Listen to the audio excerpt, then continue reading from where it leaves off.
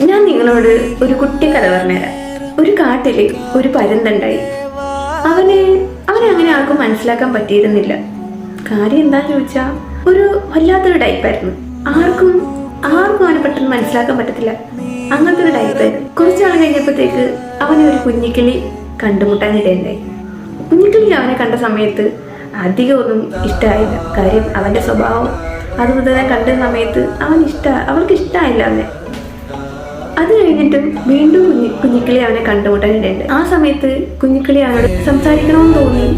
കുഞ്ഞിക്കിളി പരുന്തിനോട് സംസാരിച്ചു കഴിഞ്ഞപ്പോൾ അവന്റെ പെരുമാറ്റവും അവന്റെ സംസാരവും എല്ലാം കുഞ്ഞിക്കിളിക്ക് ഇഷ്ടമാകാൻ തുടങ്ങി. കുഞ്ഞിക്കിളിക്ക് പിന്നെയും അവനോട് സംസാരിക്കാം. അവൻ ഒരുപാട് സംസാരിക്കുന്ന ഒരാളായിരുന്നു. അവന്റെ കാര്യങ്ങളെല്ലാം കുഞ്ഞിക്കിളിയോട് പറയാൻ തുടങ്ങി.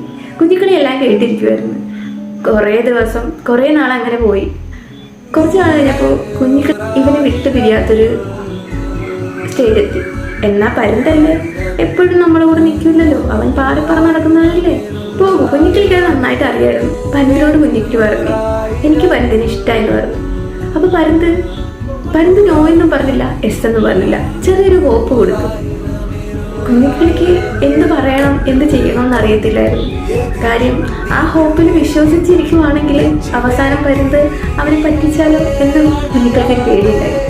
അതുകൊണ്ട് കുഞ്ഞിക്കിളി അതിനൊന്ന് മറുപടി പറയാണ്ട് കുഞ്ഞിക്കിളി അവിടെ നിന്ന് പോയി. അത് കഴിഞ്ഞ് അവരൊരിക്കലും കണ്ടിട്ടില്ല. എന്താ കാണാത്തത്, എന്താ സംസാരിക്കാന്ന് ചോദിച്ചു കഴിഞ്ഞാൽ അത് അവൾക്കറിയത്തില്ല.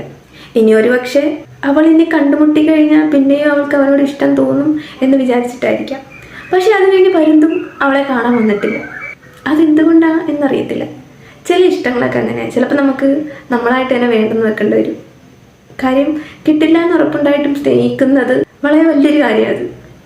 അങ്ങനെ സ്നേഹിക്കാനും വേണം ഒരു മനസ്സ്. പക്ഷേ ചില സമയത്ത് നമ്മൾ സ്നേഹിക്കാതിരിക്കുന്നതാണ് നല്ലതെന്ന് നമുക്ക് തോന്നാറുണ്ട്.